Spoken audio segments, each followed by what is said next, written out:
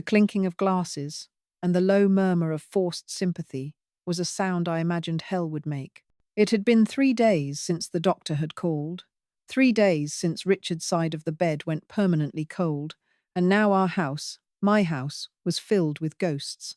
Not just Richard's, but the ghosts of people who hadn't truly cared for him, all performing their well-rehearsed roles. They ate the cucumber sandwiches, they drank the Chardonnay, and they told me what a strong man my husband had been. I nodded, my face, a porcelain mask I didn't know I was capable of wearing. My son, Mark, stood by the mantelpiece, looking lost. He'd had that same look since he was a boy, a perpetual state of searching for a foothold in a world his father had built and owned. And next to him, a predator in a black dress, was his wife, Sophia. She moved through the crowd with a liquid grace. A touch on an arm here, a whispered condolence there. A professional. I watched her, and a cold knot, colder than any grief I'd felt so far, tightened in my stomach. She was making her way toward me. It was deliberate, calculated. She detached herself from a conversation with one of Richard's old business partners and glided over, Mark trailing in her wake like a ship's tender. Her hand, cool and dry, landed on my forearm. The pressure was just a little too firm to be comforting. "Elizabeth," she said, her voice a perfect, velvety purr of concern. "How are you holding up?" I looked from her face, a sculpture of practiced sorrow, to my son's. He wouldn't meet my gaze. His eyes were fixed on a spot on the Persian rug, the one Richard had paid a small fortune for 20 years ago. That was Mark. Always looking down. Always avoiding the blast. "I'm managing, Sophia," I said. My own voice sounded distant, as if it were coming from across the room. "Of course you are. You're so strong," she said, but her eyes were already scanning the living room, taking inventory. The grandfather clock, the oil paintings, the high ceilings, but we need to be realistic. This is a big place. She squeezed my arm again. A signal. "We need to talk about the house, Elizabeth." The words hung in the air, sucking the warmth out of the room. The polite chatter around us seemed to fade into a dull buzz. I felt Mark shift beside her, a flicker of, what? Discomfort? Shame? It was gone before I could be sure. "The house?" I repeated, the words feeling foreign in my mouth. We were at his funeral reception. His ashes weren't even cool. "It's just too much for you now," Sophia continued, her voice dropping to a conspiratorial whisper. She leaned in closer, her expensive perfume filling my senses. It smelled like ambition. The upkeep, the stairs, the memories. It's not healthy to be rattling around in a place this large, all alone. I stared at her. The predatory glint I'd always suspected was there, hidden beneath layers of politeness and daughter-in-law smiles, was now fully visible. It was sharp and hungry. I haven't even thought about it," I stammered. "Well, I have," she said, her tone hardening just a fraction. It was the shift from a velvet glove to the iron fist beneath. "I took the liberty of having a real estate agent I know do a quiet walkthrough last week, while you were busy with the arrangements. Last week, while I was picking out a casket, she was sizing up the square footage. The cold knot in my stomach turned to a block of ice. I felt a wave of dizziness. I looked at Mark, a silent, desperate plea. "Say something. Your father is barely gone. Say something." Asterisk. He finally looked up, his eyes glassy. "Mom, we're just thinking of you. It's what Dad would have wanted. For you to be safe, comfortable. His father would have wanted control. He would have wanted his assets managed efficiently. Mark had learned that lesson well. At least." Sophia saw her opening. "Exactly, Mark. It's about protecting your mother. And we're in luck. The market in Pine Creek is unbelievable right now. The agent, he already has a buyer, a developer. They're prepared to make a cash offer, a very, very generous one. No inspections, no contingencies. A quick close. It would be a clean break, a cash offer. A quick close. The words were surgical, precise, designed to cut away my life and leave me with a neat, manageable stump. This wasn't a suggestion born of concern. This was an eviction notice, delivered with a plate of tiny sandwiches. It was a plan that had been in motion long before Richard's last breath. The shock of it was more profound, more visceral than the news of his death. The death was an ending. This was an attack.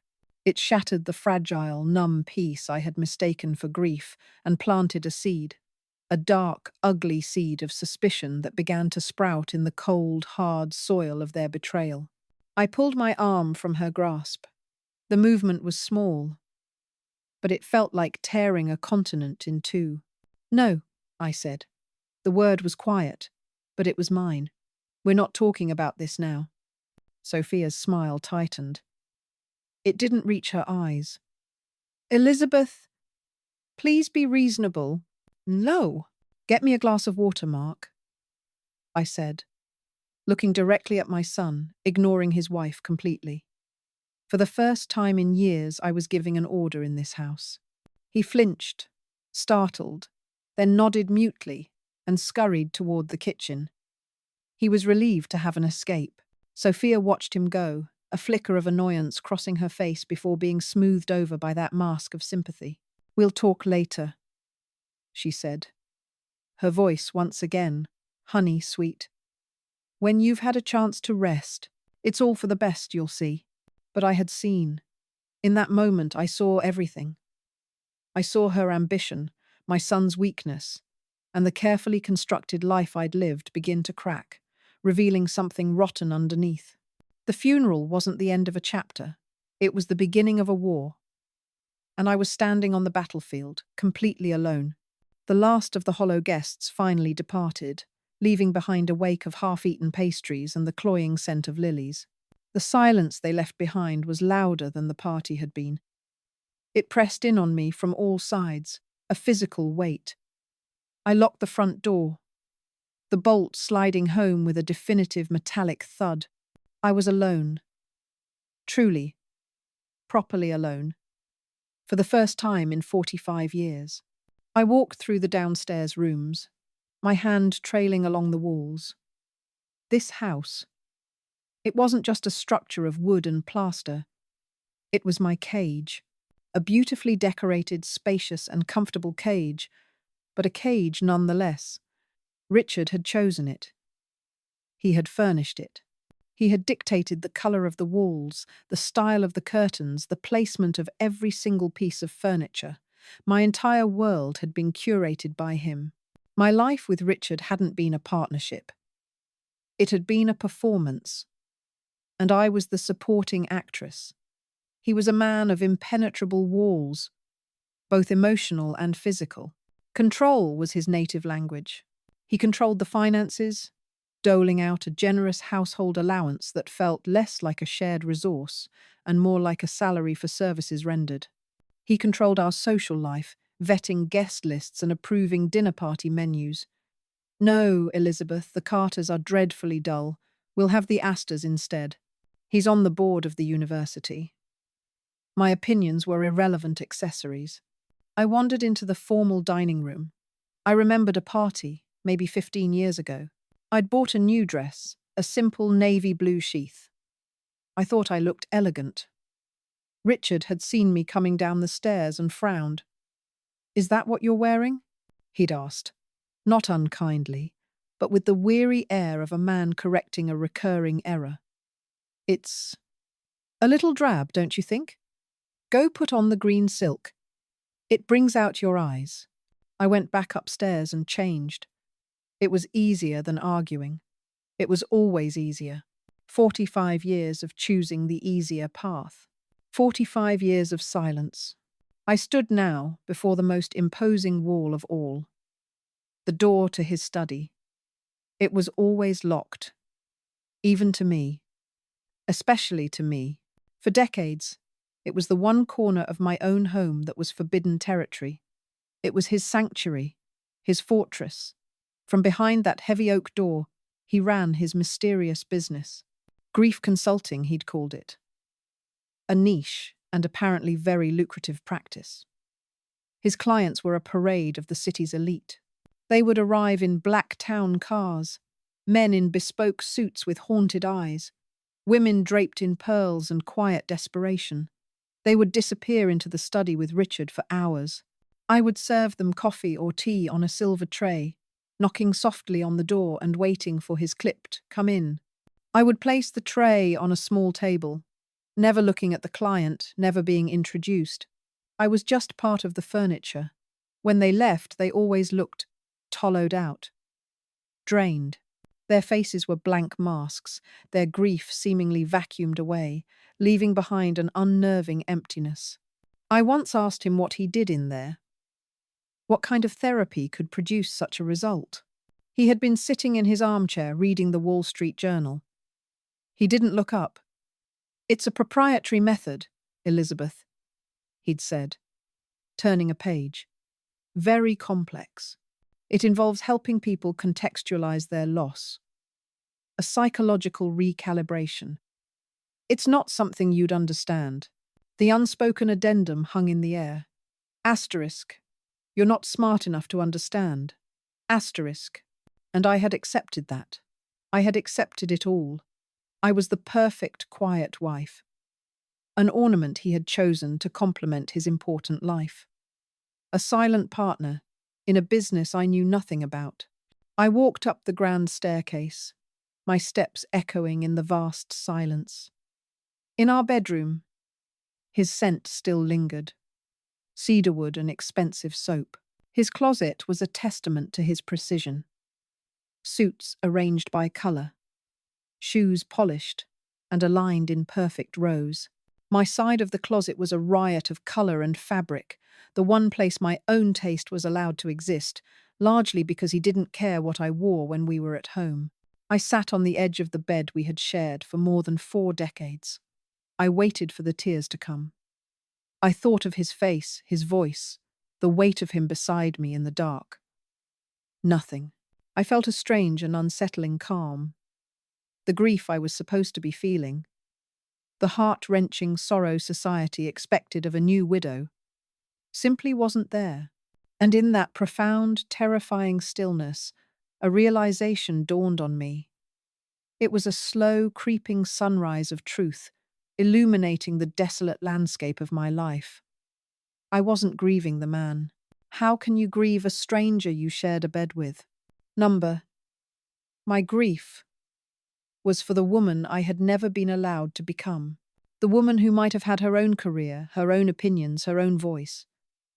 The woman who might have chosen a different dress, a different house, a different life. I was grieving the loss of myself. 45 years. Gone. Erased. Replaced by the quiet, compliant, ornamental creature Richard had molded me into. That was the true betrayal. Not an affair, not a secret debt, but a quiet, systematic theft of my soul, committed slowly, day by day, for nearly half a century. And the house was the scene of the crime. Sophia didn't want the house for its market value. She wanted to bulldoze the evidence. She wanted to erase the last remnant of the life Richard had built, a life she now intended to inherit, with me tidied away in some luxury facility. The cold request at the funeral wasn't just about money. It was about succession. A new feeling began to stir beneath the calm, something hot and sharp. It wasn't sorrow, it was rage. A cold, clear, and focused rage that had been dormant for 45 years. I stood up and walked out of the bedroom, my steps no longer hesitant. They were firm, purposeful. I walked down the hall and stopped in front of his study. My hand rested on the cold brass doorknob. For the first time, The locked door didn't feel like a barrier. It felt like a starting point. The pressure campaign began the very next morning. It started with a single, cheerful ping from my phone on the nightstand. I squinted at the screen. It was a text from Sophia. "Morning, Elizabeth. Hope you managed to get some rest. Thinking of you. I saw this place and it just screamed, you! So peaceful. Take a look when you have a sec. Genya." Below the message was a link. My finger hovered over it, then pressed. A web page loaded, displaying a glossy, sun-drenched photo of a building that looked like a resort. The banner read, "Golden Meadows Assisted Living. The first step in your next great adventure." There were photos of smiling, silver-haired seniors playing shuffleboard and taking watercolor classes.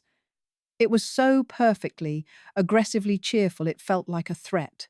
I closed the browser, my thumb shaking slightly. It was one thing to say it to my face at a funeral. It was another to start sending me brochures for the end of the line before my husband's body was even cold. An hour later, another ping. This time it was an email. The subject line, "Just some ideas for you." It was also from Sophia. "Elizabeth, I know this is all so overwhelming, so I did a little research to help you out.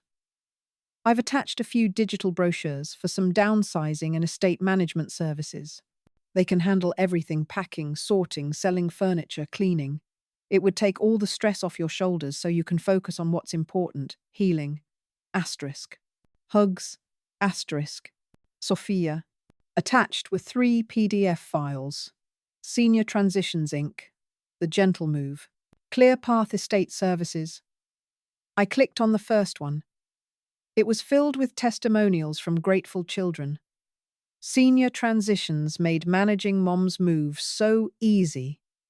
We couldn't have done it without them. It was a playbook for getting rid of your inconvenient elderly parents. The rage I'd felt the night before simmered, hot and low. She wasn't just pushing me. She was trying to orchestrate my surrender, packaging it as a kindness.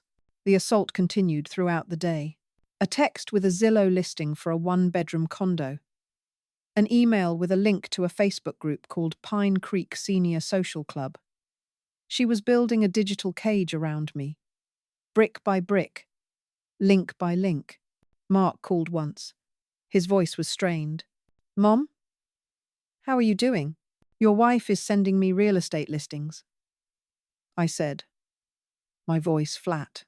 There was a long pause. I could hear him breathing.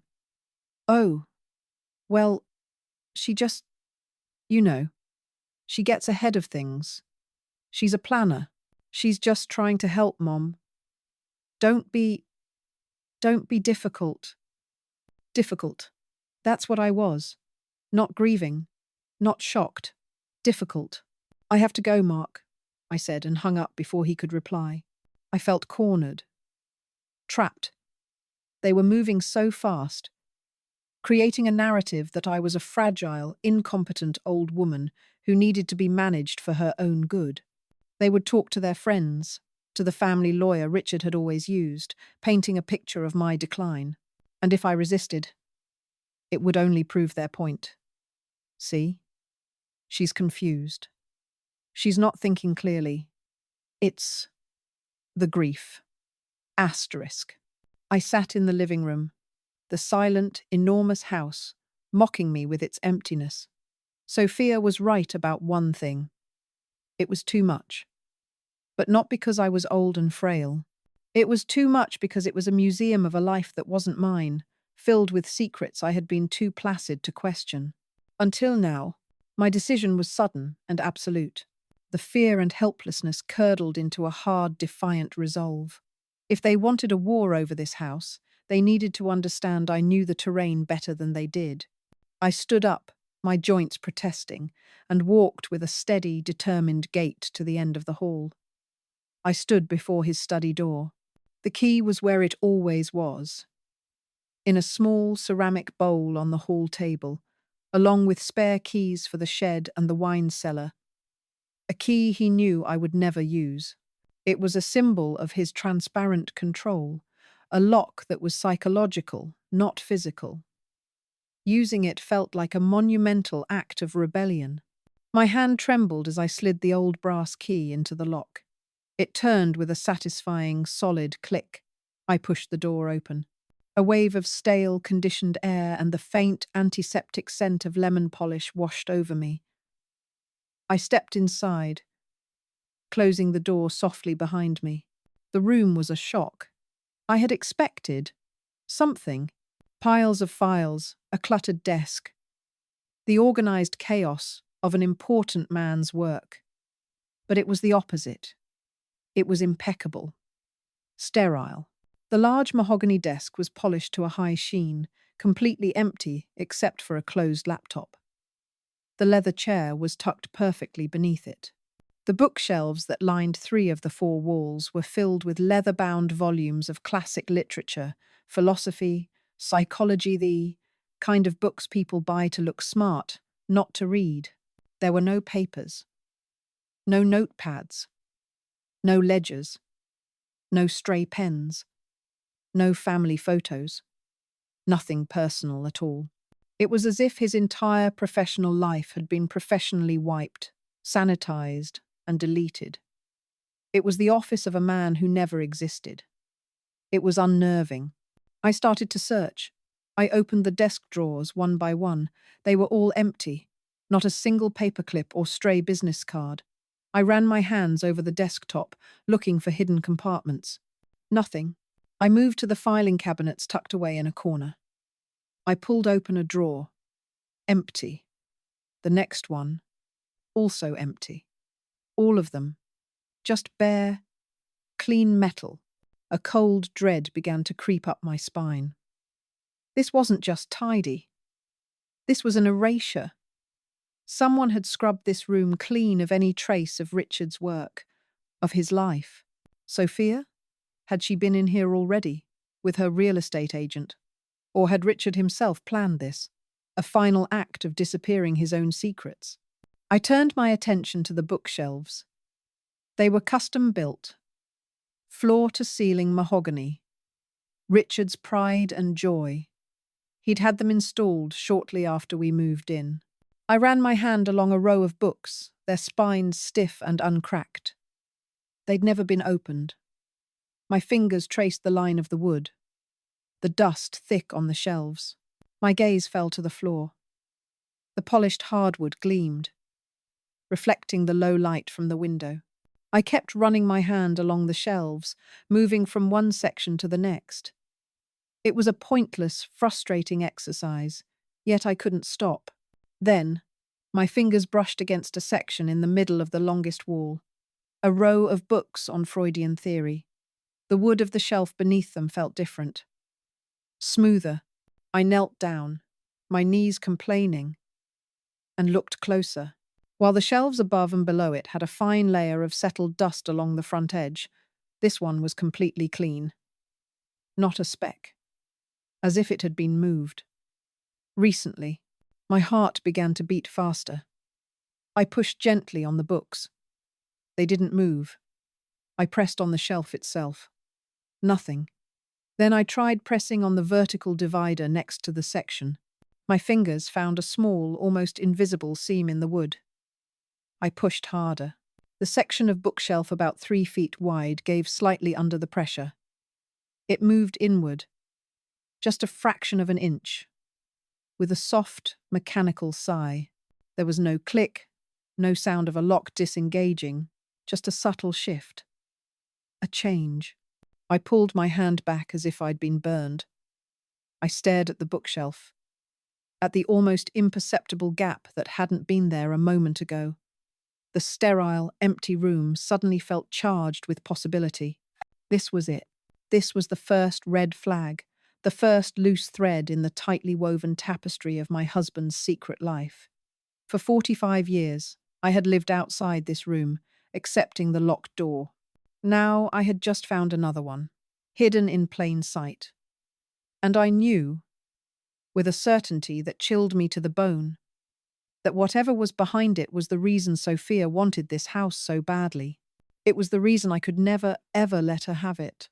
The dust motes danced in the single beam of afternoon light, tiny, glittering acrobats in the tomb-like silence of Richard's study. My fingers, thin and trembling, traced the spines of the books.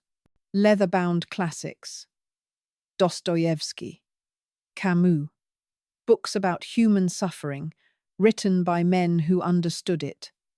Or so I had thought. Now, they felt like props. Set dressing for a man I was beginning to realize I had never known at all. Sophia's messages were a constant, buzzing torment in my pocket. Links to Silver Meadows, Golden Years Assisted Living. Each one a digital shovel trying to bury me before I was even dead. My hand stopped. It was a set of Charles Dickens, bound in identical green leather, but one, Great Expectations, felt different. The gold leaf on the spine was just a fraction duller. The edges were too perfect, too clean. There was no dust settled in the grooves of the lettering. I ran my thumb over it. My nail caught on something. Not the book, the shelf beside it. A tiny, almost invisible seam. My breath hitched. This was it, the loose thread. The one Richard had been so careful to never let show. With a clumsy, fumbling motion, I hooked my fingernail into the groove and pulled. Nothing. I pulled harder, my knuckles white. A faint click, soft as a sigh, echoed in the room. The book, Great Expectations, didn't move. The entire section of shelving it was attached to swung inwards, silent as a ghost on well-oiled hinges. The air that rushed out was cold and stale. It smelled of concrete and plastic, of a place that had never known sunlight. It wasn't a safe. It was a passage, a narrow, dark corridor that seemed to swallow the light from the study. The walls weren't wood or plaster. They were lined with thick, grey, cone-patterned foam, the kind you see in recording studios. Acoustic foam. To keep sound in, or to keep sound out. A wave of pure, primal fear washed over me, so cold it felt like I'd been plunged into an icy lake. My heart hammered against my ribs, a frantic drumbeat against the sudden, oppressive silence. Every instinct screamed at me to close it. To push the bookshelf back into place, walk out of this room, and call the realtor Sophia had so helpfully suggested. Forget it. Sell the house. Let this be Sophia's problem. Let her find the monster's den. But another feeling, something new and hard and sharp, cut through the fear. It was a burning, furious need to know. 45 years. 45 years of living beside a locked door. 45 years of being a polite, smiling accessory. No more. The fear was still there. But now it was fuel. I took one shaky step. Then another, my hand trailing against the strange, soft wall as I left the sunlit study behind and walked into the dark. The corridor was short, no more than 10 feet long. It ended at a door. But it wasn't a door made of wood. It was thick, grey steel, like a bank vault. There was no handle, no keyhole, just a small, dark screen and a numerical keypad, glowing with a soft, malevolent green light. I stared at the keypad, my mind a complete blank. A code. Of course there was a code. Richard, the king of secrets, the master of locks and keys. What would it be? His birthday, the day he started his practice? It could be anything. I felt a surge of despair. To come this far, to stand on the very threshold, only to be blocked by 10 little numbers. I leaned my forehead against the cold steel of the door, closing my eyes. It was hopeless. And then, a memory surfaced. Not a warm one, but a sharp, clear one, like a shard of glass. Our 25th anniversary. I had wanted to go to Paris. I'd spent weeks leaving brochures around the house, talking about the Louvre, about walking along the Seine. He'd barely looked at them. Instead, he'd bought me a diamond necklace. Exquisite, expensive, and cold.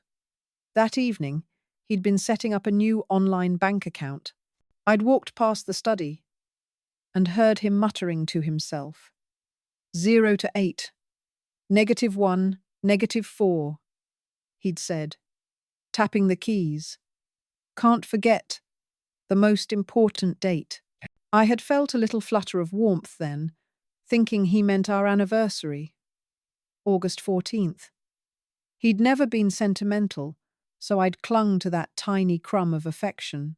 How he used our date for his passwords, his private little acknowledgement of us.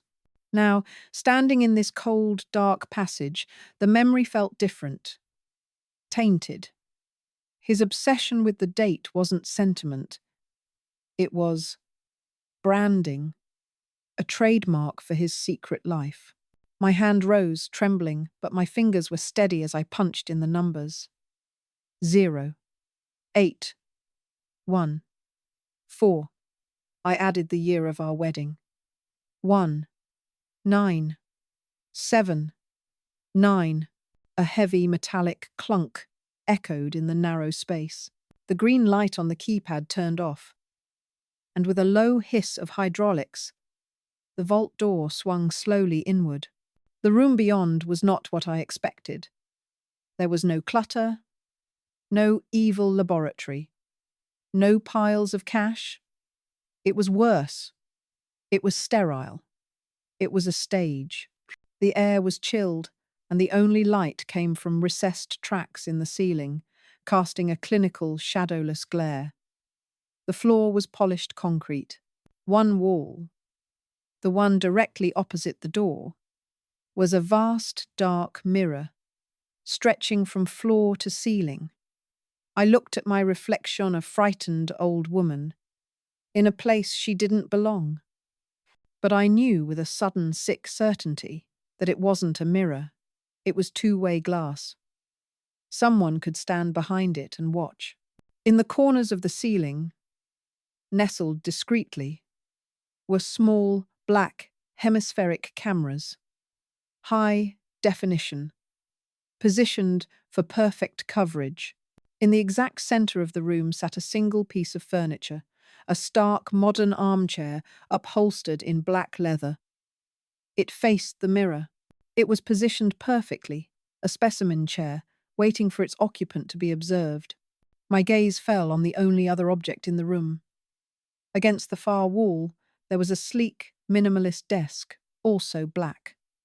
On its surface sat a closed laptop computer, thin, silver, and utterly anonymous. There were no papers, no pens, no personal effects, just that laptop. This was it. This was the heart of it. Richard's grief counselling. He didn't meet with clients in his comfortable, book-lined study. He brought them here. He sat them in that chair. He watched them through that glass. He recorded them with those cameras. This wasn't a therapy office. It was a theatre of pain. And that laptop held all the secrets. I walked towards it, my sensible shoes making no sound on the concrete floor. My reflection walked with me in the dark glass, a ghost in the machine. I reached the desk, and slowly, deliberately, I opened the lid. The screen flared to life, asking for a password. Another wall. Another lock. I felt a surge of fury, hot and clean, burning away the last of my fear. I would not be stopped. Not this time. I had lived my life on one side of a locked door. I would die before I let another one stand in my way. I knew I couldn't do this alone. I pulled out my phone, my fingers fumbling on the screen. There was only one person to call. The phone rang 4 times. I almost hung up, my courage failing. Then a voice, breathless and slightly annoyed. "Yo, what's up, Grams? I'm kinda in the middle of a raid." "Chloe," I said, my own voice sounding thin and reedy in the dead air of the vault. "I need your help." There was a pause. I could hear the frantic clicking of a keyboard and the distant sound of synthesized explosions. Help? With what? Did the Wi-Fi go out again? Did you click on one of those emails from the Nigerian prince? Because I told you. No, Chloe. I cut her off, and the sharpness in my tone surprised even me. It's not the Wi-Fi. I'm in your grandfather's private office. There's a laptop. It's locked. I need you to open it. The clicking stopped. Grandpa's laptop? The one from his study? Just bring it to the Geek Squad or something, they can wipe it for you. It's not in the study, I said, my voice dropping to a whisper. I looked around the sterile room, at the two-way mirror, at the single, lonely chair. It's somewhere else. In the house. And it can't be wiped. I need to know what's on it. I think he was doing something terrible. The silence on the other end of the line stretched on. I could picture her perfectly, sitting in her gaming chair, bathed in the neon glow of her multiple monitors, her headset pushed back on her brightly dyed hair. To her, I was the analog grandmother, the one who printed out recipes and still wrote checks at the grocery store. A relic. Grams, she finally said, and the flippant tone was gone, replaced by something else. Curiosity. What do you mean, terrible? Like, tax evasion terrible, or… I don't know, I whispered, and I felt a tear finally break free and trace a cold path down my cheek. Worse, I think. Much worse. Please, Chloe. You're the only one I can ask, the only one I can trust. Another pause. I heard her sigh, a long, drawn-out sound. I heard a muffled voice as she spoke to someone on her end. Sorry, guys, gotta bounce. Family thing. GG's. Good games. The language of her world, so alien to mine. Where are you? She asked, her voice now clear and focused. I'm at the house. I'm in the room now. Don't touch anything, she commanded, a sudden authority in her voice. Don't try to guess the password. Don't connect it to the internet. Just leave it. I'll be there in the morning. I'll drive down tonight. Tonight? Yeah, Grams, she said. And for the first time in a long time, she sounded like the little girl who used to follow me around the garden. You sound scared. I'm coming. The drive was 5 hours. 5 hours I spent sitting in Richard's library. The hidden door to the vault room slightly ajar. A sliver of darkness in the warm, wood-panelled room. I didn't sleep. I just watched the sliver of black, feeling the cold air seeping out, a tangible presence of the wrongness that had lived, hidden, in my home for so long. Every creak of the old house made me jump. I kept thinking I heard him, his heavy footstep on the stair, the jingle of his keys. But the house was silent, except for the ghosts of my own making. Chloe arrived just as the sky was beginning to pale into a bruised grey dawn. She didn't knock, just used her old key. And I found her standing in the kitchen, a large backpack slung over her shoulder, her face pale with exhaustion. She looked at me, her sharp, intelligent eyes taking in my dishevelled state. Okay, she said, her voice soft. Show me. I led her to the study, my hand shaking as I pushed the bookshelf open. She let out a low whistle as she saw the vault door. Holy shit, Grams. You weren't kidding. He went full supervillain. She stepped into the corridor, her gaze sweeping over the acoustic foam, the heavy steel door. She wasn't scared. She was fascinated. This was a puzzle, a system to be analysed and broken. I led her into the sterile chamber.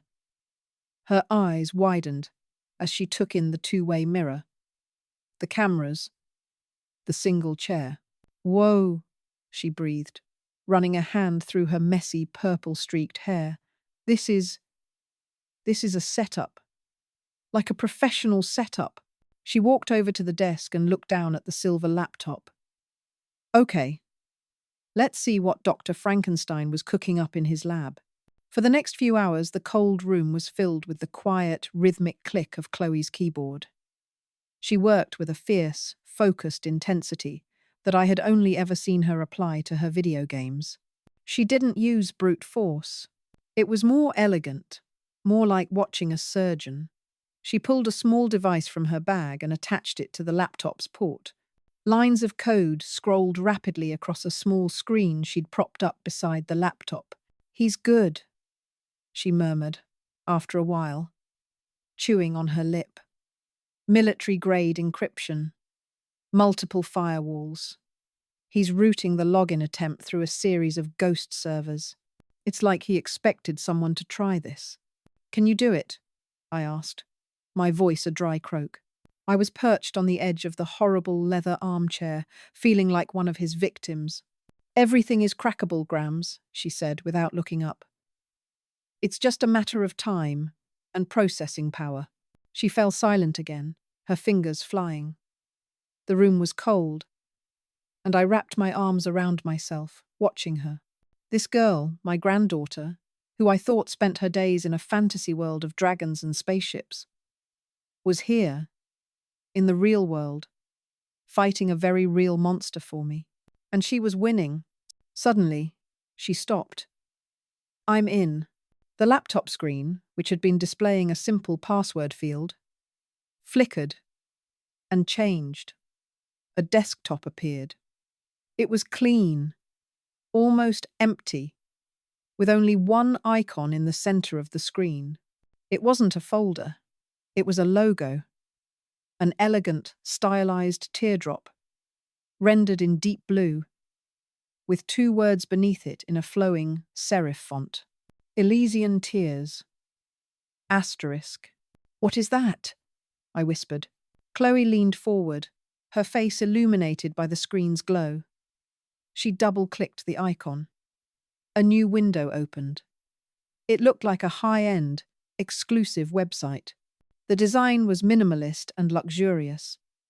Dark blues, greys, and silvers. It had the feel of a private wealth management portal or an auction house for fine art. "It's a platform," Chloe said, her voice tight. "A secure, encrypted platform. Looks like it's on the dark web. Invitation only." She clicked on a tab labeled Galleries. A grid of video thumbnails appeared. Each one showed a person, sitting in a chair, crying. Some were men in expensive suits, their faces buried in their hands. Some were elegantly dressed women, tears streaming down their faces, their makeup ruined. They were all in rooms that looked vaguely like this one. Sterile. Impersonal. "Oh, God," I breathed, my hand flying to my mouth. Chloe's face was grim. She clicked on another tab. Ledger. The screen filled with a spreadsheet. It was a meticulous record of transactions. Dates, client codes, and amounts. The amounts were staggering. 50,000, 100,000, 250,000, and it wasn't in dollars. The column was labeled with the symbol for Bitcoin. "He wasn't counseling them," Chloe said, her voice filled with a dawning horror. "He was selling them. He was selling their grief." She scrolled through the ledger, the numbers blurring into an obscene river of wealth built on sorrow. Millions, tens of millions of dollars. He had found vulnerable, wealthy people mourning a loss and lured them into his exclusive practice. He had put them in a room like this one, encouraged them to pour out their hearts, to experience their authentic grief, all while he filmed it. And on the other side of the screen, a hidden audience of other wealthy, powerful people paid a fortune to watch, to consume their pain like it was a fine wine. My stomach turned. The man I had shared a bed with for 45 years. The man who had held my hand at my own father's funeral. He was a voyeur, a pimp of despair. "There's a client list," Chloe said, her voice barely a whisper. She clicked another tab. Names appeared. Names I recognized from the society pages, from the news. CEOs of Fortune, 500 companies, politicians, media moguls, a network of the powerful and the perverse, all bound together by this disgusting secret. All clients of my husband. I felt a dizzying wave of vertigo, as if the whole world had tilted on its axis. The man I had married was a monster. The life I had lived was a lie. But the worst was yet to come. Chloe kept digging, her fingers moving with a grim purpose. She was navigating through nested folders, peeling back layers of encryption. He kept everything, she muttered. Correspondence, development notes, server logs. It's all here. It's an entire corporate archive. She paused, her cursor hovering over a single folder deep within the file structure. It was set apart from the others, in the root directory. The label was simple, one word. Genesis. What is it? I asked, my voice numb. I don't know, Chloe said. The creation date is 1979, the year we were married. Open it, I said. The words came out flat, dead. Chloe hesitated, looking at me. Grams, maybe we should stop. We have enough. We can take this to the police right now. Open it, I repeated. I had to know. I had to see the foundation on which this entire house of horrors was built. She took a deep breath and double-clicked. The folder contained a single video file. No title, just a string of numbers. She opened it. The screen flickered, and an image resolved itself out of the digital noise. It was grainy, the color washed out, the quality poor like an old home movie. The sound was muffled, full of static. The video was of a young woman, her face puffy and stained with tears, weeping uncontrollably. She was clutching a damp tissue in her hand, her shoulders shaking with deep, racking sobs. My heart stopped. I knew that face. I knew that cheap floral wallpaper behind her. It was my childhood bedroom. And the woman was me. I was 24 years old. My mother had died just 2 days before, a sudden, shocking heart attack that had ripped the world out from under me. I was shattered, lost in a fog of grief so profound I could barely breathe. A man's arm came into the frame, wrapping around my shaking shoulders. A young man with dark, serious eyes and a look of deep concern on his face. He pulled me close, murmuring soothing words, his voice a low, comforting rumble. "It's okay, darling," he was saying. "Let it all out. I'm here. I'll always be here." It was Richard, my fiancé, the man who had promised to protect me, to cherish me. He was holding me, comforting me in my darkest hour. But the angle of the shot was strange. It was low, from across the room. As he held me, his eyes, which I thought were closed in shared sorrow, flickered open. They weren't looking at me. They were looking past me, towards the camera, and for a split second, just a single horrifying frame, I saw it. A glint of something in his eyes. Not sympathy. Not love. Observation. He was studying me, a scientist observing a specimen. My grief wasn't something he was sharing. It was something he was documenting. My breath caught in my throat. The entire world narrowed to that grainy image on the screen. He hadn't been comforting me. He had been conducting an experiment. This, right here, was the beginning. My pain, my raw, unfiltered sorrow over losing my mother, was his prototype. I wasn't his wife. I was his pilot study. Our entire life together, our 45-year marriage, the home we built, the family we raised, it was all an extension of this. A long-form research project. He hadn't married a woman. He had acquired a subject. Chloe made a choked sound beside me. She wasn't looking at the video anymore. She was looking at another window she had opened. Grams. I couldn't tear my eyes away from the screen, from the face of the monster who had stolen my life. Grams! Look, she insisted, her voice sharp with urgency. The admin logs. He kept detailed logs of all platform activity. I finally looked where she was pointing. It was a list of user accounts, with different permission levels. Administrator, moderator, member. And then I saw it. A new account, created just 6 months ago. The username was simple. S. Miller. Sophia. But it was the designation next to her name that made the last of the air leave my lungs. It wasn't member. It wasn't even moderator.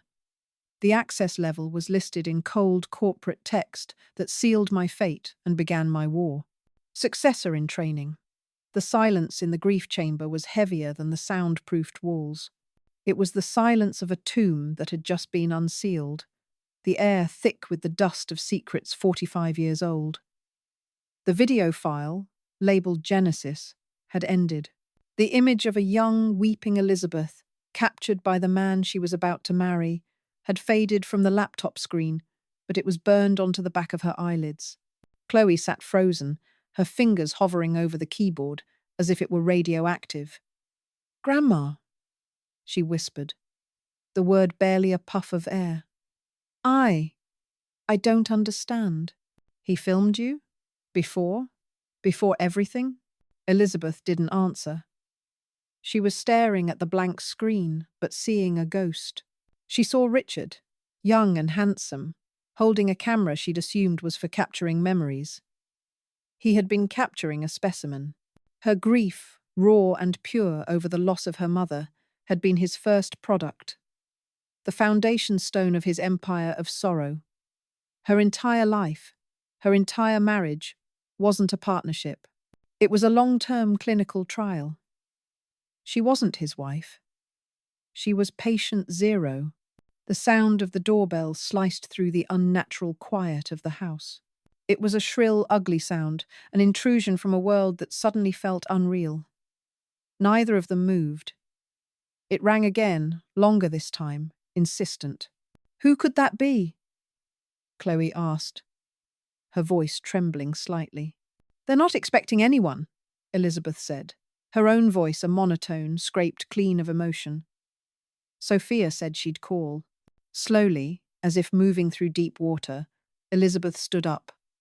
She walked out of the grief chamber, through the narrow passage, and back into Richard's study. Chloe followed, a step behind, her eyes wide with a fear that was new to her. The doorbell chimed a third time, sharp and impatient. Elizabeth walked through the living room, her hand brushing against the armchair where she'd sat for countless evenings, waiting for a man who never truly came home. She opened the front door. A man in a cheap suit stood on her porch, holding a clipboard and a thick manila envelope. He looked bored, impatient. "Elizabeth Sterling?" he asked, not meeting her eyes. "Yes," she said. He thrust the envelope at her. "You've been served." He made a quick checkmark on his clipboard, turned, and walked briskly back to a nondescript sedan parked at the curb without another word. The car pulled away, leaving a puff of exhaust in the quiet afternoon air. Elizabeth closed the door, the weight of the envelope in her hand feeling impossibly heavy. She walked to the dining room table and set it down as if it were a bomb. Chloe came to her side, her gaze fixed on the official-looking seals. "What is it?" With fingers that felt like they belonged to someone else, Elizabeth tore open the flap. She pulled out a sheaf of papers, stapled together. The letterhead was from a prestigious downtown law firm. She began to read, her eyes scanning the dense legalistic text. "It's a notice," she said, her voice flat. "A notice of a competency hearing." Chloe snatched a page from her hand. "Competency? What does that mean?" Her eyes darted across the page. Power of attorney. Motion to grant. Sophia Collins. They're trying to have me declared mentally unfit, Elizabeth said. The words tasted like ash in her mouth. They want to take control of my affairs. Of me. Tucked behind the primary notice was another document. A letter. It was on the letterhead of a psychiatrist Elizabeth had never heard of. She read it, and a sound escaped her throat knot, a gasp, not a cry, but a dry, hollow laugh that held no humour. Oh, this is Sophia's masterpiece, she whispered. She handed the letter to Chloe. Chloe read it aloud, her voice shaking with disbelief. It is my professional opinion, based on conversations with his primary caregiver, Mrs. Sophia Collins, and my own review of his personal journals. That Mr. Richard Sterling was suffering from significant cognitive decline and dementia in the final years of his life. He never kept a journal, Elizabeth said softly. Not one he didn't burn. Chloe continued, her voice rising in outrage. This condition likely impaired his judgment, calling into question the validity of any legal documents, including his last will and testament, executed during this period of decline. She slammed the letter down on the table. They're faking it. They're saying Grandpa was senile so they can invalidate the will that left you the house. It's not just about the house anymore, Elizabeth said, looking at the legal papers spread across her table. They want to put me away, institutionalize me. A confused old woman who can't be trusted. A woman who might start remembering things or finding things. The strategy was suddenly, brutally clear. It wasn't just a greedy grab for property. It was a clean-up operation. Discredit the only person who could expose Elysian Tears. Neutralize the threat. Liquidate the primary asset. The studio. The stage. The house itself. And lock the star of the original show in a place where no one would ever listen to her. The house phone rang, its shrill cry echoing the doorbell's earlier assault. They both flinched. Chloe looked at the caller ID. It's Mark. Elizabeth stared at the phone. Her son. Her weak, pliable, disappointing son. Put it on speaker. Chloe pressed the button. Mark's voice filled the room, thin and reedy, laced with a false, practiced gentleness. Mom? Did you get the papers? Yes, Mark. I got them, Elizabeth said. Her voice was ice. Mom, look, I know this seems abrupt, but Sophia and we're just worried about you. You've been through so much. We think this is for the best. The best? Elizabeth repeated the words as if they were a foreign language. You think trying to have me declared insane and taking my home is for my own good? It's not like that, he whined, his voice cracking. Sophia has a wonderful place lined up for you. It's safe. There are nurses, people to look after you. You won't have to worry about anything ever again. I'm not worried now, Mark. Not about the things you think I am. There was a pause. He was clearly flustered by her lack of hysteria. Dad. He wasn't himself at the end. Mom. Sophia saw it. He was confused. He would want you to be taken care of. Your father, Elizabeth said, each word a perfectly formed shard of glass, was many things, Mark. Confused was not one of them. He was the most lucid man I have ever known. Right up until the end. You're just upset, he stammered. You're not thinking clearly. The lawyer said this is just a formality. It'll be okay. A formality, Elizabeth echoed. She looked at Chloe, whose face was a mask of cold fury. She saw in her granddaughter's eyes the same fire that was beginning to kindle in the pit of her own stomach. The grief, the shock, the decades of quiet resignation, it was all burning away, leaving something else in its place. Something hard and clear and dangerous. Tell me, Mark, she said, her voice dropping to a near whisper. Did Sophia write a script for you for this phone call? Or did you memorize your lines? What? No. Mom, that's not fair. Goodbye, Mark, Elizabeth said, and Chloe stabbed the end call button with her finger, silencing his pathetic protests. For a long time, the two women stood in silence, the legal papers between them. The shock had passed. The fear was receding. And in the vacuum, a new emotion was rising, vast and cold and powerful.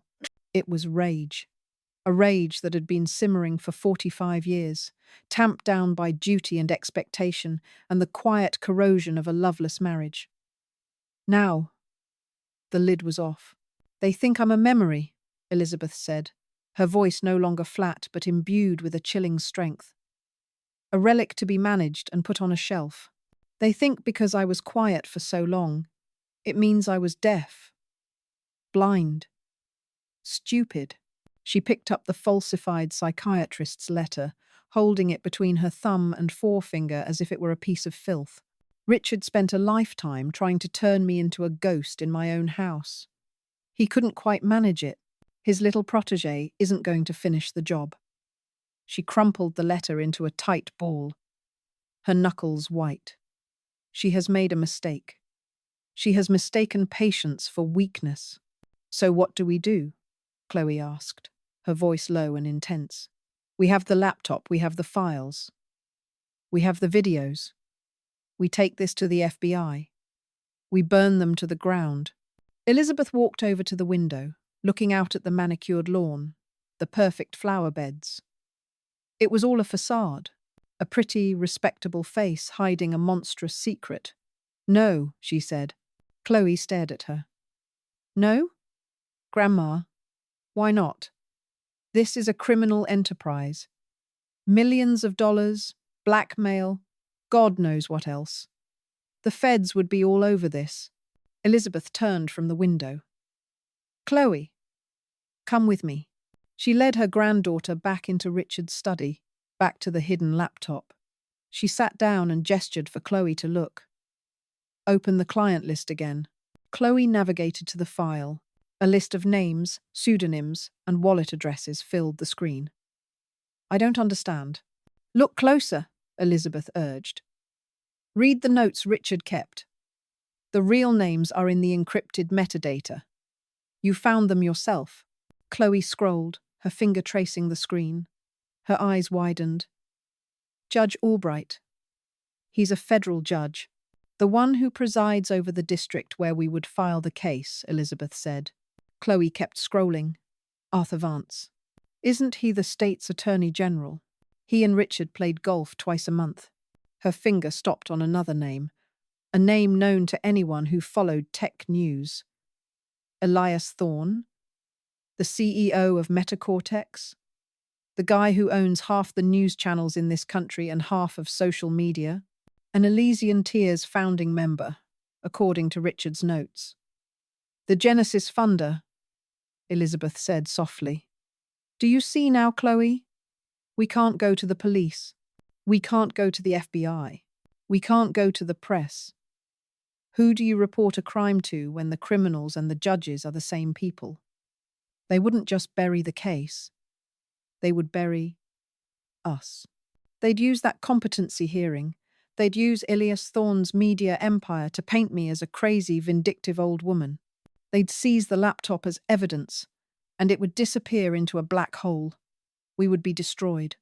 The reality of it settled in the room, cold and absolute. They were completely, utterly on their own. The system wasn't broken. It was an active participant. Chloe slumped back in her chair, the fight seeming to drain out of her. So they win? They just win? They take the house, they put you in a home, and Sophia gets to launch Elysian Tears 2.0? Elizabeth looked at her granddaughter. She saw the despair in her eyes, the same despair she had felt for most of her adult life, and she refused to let it take root. No, she said, a fire returning to her voice. They don't win. They started a war. But they chose the wrong battlefield. They think it's a courtroom. But the real war is one of information. And the battlefield is this house. She looked from the laptop to Chloe, a plan beginning to form. Audacious and terrifying. If the system won't give us justice, we will create our own. We will build our own courtroom. Right here. We'll have our own hearing. And we will be the judge, the jury, and the executioner. A spark ignited in Chloe's eyes, chasing away the despair. What are you saying? I'm saying. Elizabeth leaned forward, her voice low and conspiratorial, that they've given us a gift. Time. They have to go through the legal motions. Stall them. File a counter motion. Say we need to get my own psychiatric evaluation. Buy us days. While I do that, you need to become a ghost. A ghost? I want you to live inside that network, Chloe. I don't just want a list of names. I want to know everything. I want their architecture, their servers. I want to know how they talk to each other. What private channels? What encrypted apps? I want you to map every single connection, every node, every digital footprint they've ever left. I want you to build me a weapon. The next 2 days were a blur of intense, focused activity. Elizabeth spent hours on the phone with a legal aid lawyer, a young, earnest woman who sounded perpetually overwhelmed. Elizabeth played her part perfectly, the picture of a frightened, confused, elderly woman buying herself a precious 72-hour delay for an independent evaluation. Meanwhile, Chloe plunged into the digital underworld of Elysian Tears. She barely ate, barely slept. The guest room became her command center, the glow of her dual monitors casting a perpetual twilight. She worked with a furious intensity Elizabeth had never seen in her before. She was no longer just a bright college kid. She was an operative. She murmured to herself as she worked, a running commentary Elizabeth could only half understand. The main servers are based in Reykjavik. Smart, good privacy laws. But the backups. Oh, you got sloppy, Richard. The backups are routed through a private server farm in Delaware. That's domestic. She mapped their communications. It's a custom-built platform. Looks like a fork of Telegram, but with military-grade end-to-end encryption. Invite only. They call it the viewing room. Elizabeth would bring her coffee, sandwiches she barely touched. She'd watch as Chloe's fingers flew across the keyboard, lines of code scrolling down the screen. It was a language she didn't speak, but she understood the meaning. Chloe was charting the monster's nervous system. I have it, Chloe announced late on the third night, her voice hoarse with exhaustion and triumph. She swiveled in her chair, her eyes bloodshot but blazing with light. I have it all, Grandma. She turned one of the monitors towards Elizabeth. It showed a complex web, a constellation of nodes and connections. This is it. The whole network. I know where their data lives. I know how they communicate. And I found a back door. An administrator-level access protocol Richard must have built for himself in case he ever got locked out. He never told Sophia about it. With this, I don't just see the network. I can control it. I can send messages through their viewing room. I can broadcast to them. Elizabeth looked at the glowing web, the digital ghost of her husband's life's work. Good, she said, her voice steady. Then it's time to set the stage.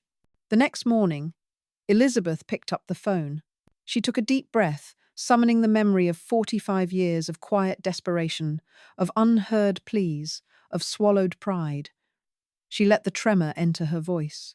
She let the exhaustion and defeat color every word. She dialed Sophia's number. Sophia answered on the second ring, her voice crisp and businesslike. Elizabeth. Sophia, Elizabeth began, her voice cracking artfully. I can't fight this. There was a beat of silence on the other end. and Elizabeth could almost hear the gears turning in Sophia's mind, sensing the kill. I spoke to a lawyer, Elizabeth continued, letting a sob catch in her throat. He said, you have a strong case. With the doctor's letter. I'm so tired, Sophia. I'm just so tired of all of it. Oh, Elizabeth. Sophia's voice oozed a thick, syrupy false sympathy. I'm so glad you're finally seeing reason. We never wanted to fight. This is just what's best for everyone. I know, Elizabeth whispered, hating herself and loving herself for the lie. I want to talk about the terms, about the house. Can you and Mark come over? We can sign what's necessary. Let's just get it over with. Victory. Sophia could smell it. Elizabeth could hear it in the slight, triumphant uptick in her voice. Of course, Elizabeth. That's a very wise decision. We can bring our lawyer, Mr. Davies, just to make sure everything is handled properly and efficiently. Yes, Elizabeth said, sounding small and defeated. Please, bring the lawyer. When can you come? How about Friday evening? Sophia suggested. Around 7. That will give us the weekend to begin the paperwork. Friday at 7, Elizabeth repeated, as if carving the words into her memory. I'll be here. She hung up the phone, and her entire demeanor shifted. The frail, broken old woman vanished. In her place stood a general on the eve of battle. She turned to Chloe, who had been listening to the entire performance with a look of awe. They're coming, Elizabeth said. Friday, 7 o'clock. We have less than 48 hours. What followed was a meticulous, synchronized ballet of preparation. Their grief and rage were channeled into pure, cold, focused action. Chloe's command center moved from the guest room to the grief chamber itself. She sat at Richard's desk, in Richard's chair, and began the intricate work of linking his secret network to the public face of the house. She ran a single, shielded fiber-optic cable from the back of the secret laptop, through the study, and into the main living room, hiding it beneath the rugs. Her target was the centerpiece of the room, the massive, brand-new 8K television that Sophia had insisted on buying for them last Christmas, calling it an upgrade. It's a smart television, Chloe explained as she worked, her voice tight with concentration. Which means it's a computer. And any computer can be told what to do. She pried open a panel on the back, her tools moving with surgical precision. I'm bypassing its native operating system. I'm slaving it directly to our laptop. I'm creating a closed, private loop. When the time comes, this television will only play what we want it to play. They can't change the channel. They can't turn it off. The only way to stop it will be to cut the power to the entire house. And if they do that? Elizabeth asked, watching her. Chloe held up a small black box with wires coming out of it. A backup battery supply. I've rerouted the smart hub's power through it. They'll have about 15 minutes before it dies. It'll be enough. While Chloe worked on the technology, Elizabeth worked on the stagecraft. She cleaned the living room until it gleamed. She arranged the furniture just so the sofa facing the television, the armchairs angled inward. It had to look normal, welcoming. She placed coasters on the coffee table. She even bought a bouquet of fresh lilies, Sophia's favourite, placed them on the mantelpiece, a touch of psychological warfare only she would understand. Every action was deliberate, imbued with a terrible purpose. As she polished the coffee table, she saw the reflection of her own face, and for the first time in a long time, she recognized the woman looking back at her. The lines on her face were not just from age. They were a map of her resilience. Her eyes were not tired. They were watchful. By Friday afternoon, everything was ready. The trap was set. The house was quiet, humming with a latent energy.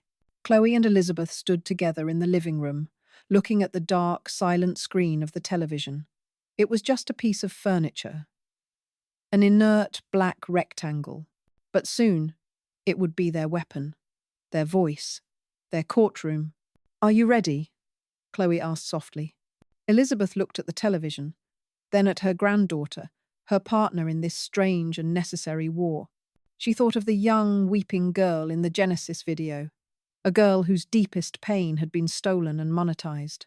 She thought of the 45 years of silence, of being an object, a piece of the set dressing in her own life. That life was over. A new one was about to begin. She reached out and placed her hand on Chloe's shoulder. "They think they're coming here for a signing," she said, her voice a low, steady flame. "But they're really coming to a premiere." The air in the living room was thick enough to suffocate, heavy with the scent of old paper and new betrayal. Mr. Henderson, Sophia's lawyer, had a face like a polished stone smooth, impassive, and utterly devoid of warmth. He slid a sheaf of documents across the polished surface of the coffee table.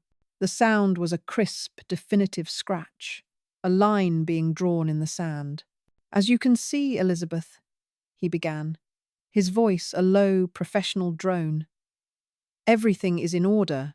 The offer is substantially above market value, a cash buyer, which expedites the process considerably. No contingencies, no inspections. They are prepared to close in 7 days." He tapped a manicured finger on a signature line at the bottom of the top page. "All it requires is your signature. Here." Sophia sat beside him on the edge of the sofa, a predator coiled to strike. She was wearing a cream-coloured pantsuit that probably cost more than my monthly grocery budget for a year. A triumphant smirk played on her lips, a look I had seen before usually when she'd secured a particularly ruthless deal at her firm. She watched me, her eyes gleaming with a victory she already considered hers.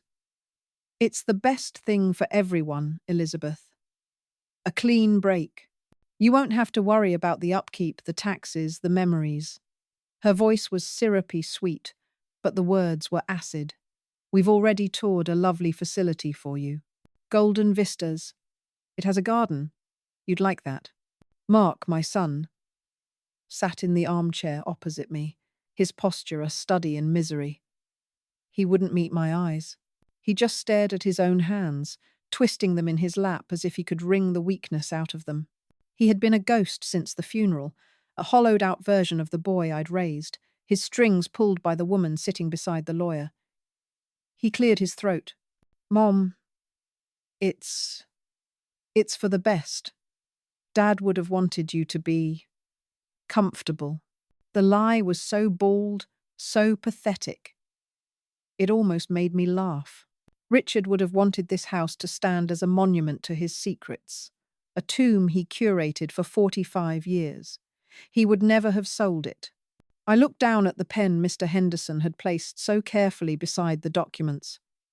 It was a heavy, expensive fountain pen. A closing gift, perhaps. A final, insulting flourish. My hand felt distant, like it belonged to someone else. As I reached for it, the weight of it was cold and real in my palm. Sophia leaned forward, her smirk widening. The scent of her perfume, something sharp and floral, filled the space between us. This was it, the final scene of the play she had written. I could feel her anticipation, a palpable hum in the air. I could feel Mark's shame radiating off him in waves. I could feel the ghosts of this house, of my own life, watching me. I took a slow breath, held it, and lowered the pen. The nib, a sliver of dark metal, hovered a millimeter above the paper, above the line that would sign away my life, my home, my last connection to the truth. Click. It was a soft sound, almost imperceptible. But in the charged silence of the room, it was as loud as a gunshot. Every head turned toward the massive, flat-screen television mounted on the wall. It was dark a moment ago. Now, it was a blank, glowing blue. "What is this?" Sophia snapped, her head whipping from me to the screen. "Mark, did you touch the remote?" "No, Mark stammered, looking at his hands as if to confirm they hadn't moved. Mr. Henderson frowned. "A power surge, perhaps. Faulty wiring. Old houses are notorious for it. But it wasn't faulty wiring." The blue screen dissolved, replaced by a crystal-clear, high-definition image. An image I knew better than my own reflection. It was the grief chamber. The single leather armchair sat center frame, lit by a soft, clinical light. The sound-dampening panels on the wall were unmistakable. Sophia gasped, a small, choked sound. She recognized it instantly. Her eyes, wide with confusion and dawning horror, shot to me. My face remained a mask of placid sorrow, the grieving widow playing her part to the very end. Then, a figure walked into the frame on the screen. It was me. Or rather, a version of me, recorded just 2 days ago. I was wearing a simple black dress. My hair was done. My face was calm, composed, almost serene. The recorded me walked to the armchair, the one where Richard's clients had wept, and sat down. I smoothed the dress over my knees, took a moment, and then looked directly into the camera, directly out into the living room, at my audience of 3. My voice, amplified by the television's high-end speakers, filled the room. It was not the voice of the frail, confused old woman they had tried to create. It was clear, steady, and cold as ice. "Good evening," my on-screen self said, a faint, knowing smile touching my lips. "A special welcome to the esteemed members of Elysian Tears." Sophia's face went white. All the colour drained from it, leaving her skin a pasty, sickly grey. She looked like she'd been struck. What is this? What is Elysian Tears?" she hissed, her voice a ragged whisper, her eyes darting between me and the screen. Mr. Henderson looked utterly baffled. "Elysian what?" "Mrs. Thorne. Is this some kind of prank?" Mark just stared, his mouth hanging open. He looked from the me on the screen to the me sitting on the sofa, as if his brain couldn't process the two realities. My recorded self continued, my voice resonating with an authority I had never allowed myself in my own home. "For our most elite subscribers, those who appreciate the nuances of our work, I have a special presentation for you tonight. A premiere, you might say. We're calling it The Founder's Legacy." My eyes on the screen seemed to bore directly into Sophia. I do trust our designated successor is enjoying the show from her front row seat. Panic finally broke through Sophia's stunned paralysis. It was a visceral, ugly thing. "Turn it off!" she shrieked, lunging for the remote control on the coffee table. Her manicured nails scraped against the wood as she snatched it up. She aimed it at the screen, her thumb jabbing at the power button with frantic, repeated thrusts. Nothing happened. The image on the screen remained steady. My recorded self watched her, an expression of pitying amusement on my face. "It won't work, Sophia," I said from the sofa. My voice was quiet, but it cut through her frantic noises. She spun on me, the remote clutched in her hand like a weapon. "What have you done? You senile old witch. What have you done?" "It seems the wiring in this old house is more sophisticated than you thought," I replied calmly. On the screen, my recorded monologue began. My voice a calm, damning river, flowing over the rocks of their disbelief. "For 45 years, the on-screen Elizabeth said, her voice dripping with sorrowful irony, my husband, Richard Thorne, cultivated a very specific, very profitable art form. He called it grief counseling. His clients, wealthy and powerful people nursing private sorrows, would come to this house. They would sit in this very chair, and they would pour out their hearts." The screen behind the recorded me flickered. An image appeared a split screen. On one side, a wealthy, well-known tech CEO, his face a mask of tears, confessing his guilt over a hostile takeover that had ruined his former partner. On the other, a grainy feed from the two-way mirror, showing Richard, younger and impassive, watching him, taking notes. But Richard wasn't a counselor, my narration continued. He was a purveyor, a producer. He wasn't healing pain. He was packaging it. The screen changed again. A new clip. A famous actress, known for her stoic public persona, sobbing uncontrollably over a lost child. Her grief was raw, primal, and utterly private. It felt like sacrilege to watch it. He created a private platform on the dark web, my voice explained, a place he called Elysian Tears, a subscription service for connoisseurs of authentic human suffering. Members paid handsomely in untraceable cryptocurrency to watch these sessions. Live. Unfiltered. The ultimate reality show for the morally bankrupt. Mr. Henderson, the lawyer, had sunk back into the sofa cushions. His professional mask had shattered, replaced by an expression of pure, unadulterated shock. He was staring at the screen, his mouth slightly agape. He looked like he was witnessing a car crash in slow motion. This is libel, he stammered, but his voice lacked any conviction. This is inadmissible. It's insane. Is it? I asked, my gaze still fixed on Sophia. Her face was a rictus of fury and fear. It's lies. All of it. My father-in-law was a respected man. You're losing your mind, Elizabeth. This is why you need to be in a home. You're delusional. The screen cut to a new piece of evidence. It was a digital ledger. Columns of dates, usernames, and transaction amounts in Bitcoin and Ethereum. The totals at the bottom ran into the tens of millions of dollars. A list of account holders scrolled slowly down the screen. The names were blurred, but the implication was clear. The financials were impressive, my recorded voice said, with dry understatement. A veritable empire built on tears. But empires require succession planning. Richard was meticulous. He knew he wouldn't live forever. And then, her face appeared on the screen.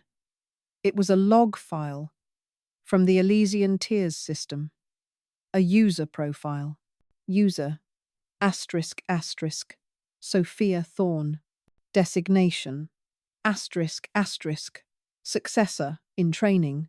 Access level, Tier 4. Inheritor protocol. Beneath it, a series of log entries written by Sophia herself scrolled into view. Asterisk, the 12th of June. Observed session 44. B. Subject, Senator Brighton. Excellent display of repressed guilt. R is teaching me how to guide the conversation toward the peak emotional moment. The artistry is subtle. Asterisk, asterisk. The 3rd of July. Conducted my first supervised session. Subject, a recently widowed heiress. Clumsy at first, but R said I have a natural instinct for finding the wound.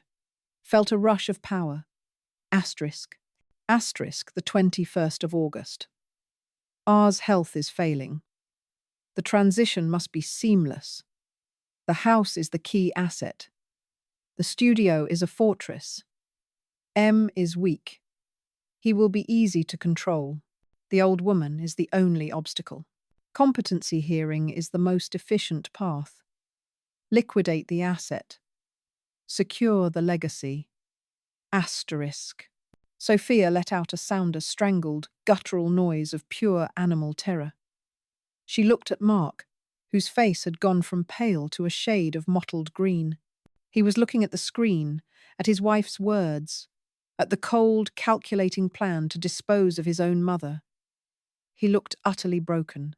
Mark, baby, it's not what it looks like, Sophia pleaded, her voice cracking, all pretense of control gone. She faked this. It's deep fake technology. It's CGI. She's a crazy old woman trying to tear our family apart. But her words were drowned out by my voice from the television, which had taken on a new, heavier tone. A tone of profound, ancient sadness. But the legacy of Elysian Tears didn't begin with Richard's clients, the recorded me said softly. It began long before that. It began with me. The screen went dark for a moment. Then, a new file opened. The video quality was poor, grainy, like an old home movie. The date stamp in the corner read, the 17th of October, 1979. A folder name was visible for a split second before the video filled the screen. Genesis, asterisk, asterisk. The image was of a young woman, no older than 22. She had my eyes. She was sitting on a bed in a small, modest bedroom, weeping. Her shoulders shook with grief so deep it seemed to tear her apart from the inside. It was me, a lifetime ago, crying over the death of my mother. My face was raw with a pain I hadn't known the world could hold. And then, the camera panned slightly, catching a reflection in a small vanity mirror. A young man was holding the camera, his expression not of sympathy, but of intense academic focus. It was a young Richard, my fiancé. His first recording, my recorded voice whispered from the speakers, filled with the pain of that 45-year-old discovery. His pilot project, my entire marriage, my entire life, as he defined it, was the foundational study for his life's work. I wasn't his wife. I was his first subject. A single, hot tear finally escaped my eye and traced a path down my cheek. In the room, there was only the sound of Mark's ragged breathing, a desperate, hitching gasp for air. Sophia was frozen, her eyes glued to the screen, her face a mask of utter ruin. And as the image of my younger, weeping self faded from the screen, I heard a small, satisfied sound from the hallway. I glanced over.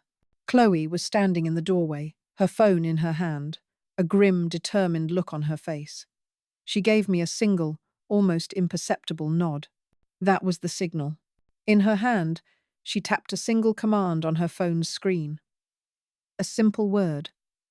Execute. An email containing the entire, unencrypted, and meticulously organized Elysian Tears data receivery video, every financial record, every client list, with names unobscured, every log entry from both Richard and Sophia was sent simultaneously. One copy went to the FBI's National Press Office. Others went to the lead investigative reporters at the New York Times, the Wall Street Journal, and ProPublica. A digital bomb had just detonated in the heart of the nation's elite. The effect was instantaneous. A phone vibrated on the coffee table. It was Sophia's. The screen lit up with a notification from a secure messaging app. The name was simply Client 04. The message preview read, "What the hell is this? Are you insane? Asterisk." Then Mark's phone, forgotten on the arm of his chair, began to buzz. Then Sophia's again, and again, and again. The room filled with the insistent, violent buzzing of their devices. It was a cacophony of digital panic, a chorus of the damned. Their phones vibrated and buzzed, lighting up with names senators, CEOs, judges, celebrities all, asking the same terrified questions. They slid across the polished wood of the table from the force of their vibrations, a dance of technological terror. Sophia stared at her phone, her expression slack with disbelief. Mark flinched with every new buzz, as if he were being physically struck. And then a new sound cut through the chaos. It was faint at first, a distant, rising wail, but it grew louder, clearer, closer. A sound that needs no translation. The sound of police sirens. One, then two, then more, converging on this quiet, tree-lined street, converging on this house. The whole world seemed to slow down. The buzzing of the phones, the rising shriek of the sirens, the frantic, panicked breaths of my son and his wife. It all faded into a dull roar in my ears. I looked down at the documents on the table, at the pen still resting in my hand. I lowered my arm, placing the pen deliberately back beside the papers, its job left undone. I smoothed my dress over my own knees, mirroring the action of my on-screen self. I raised my head and looked directly at Sophia. Her eyes were wide, pleading, horrified.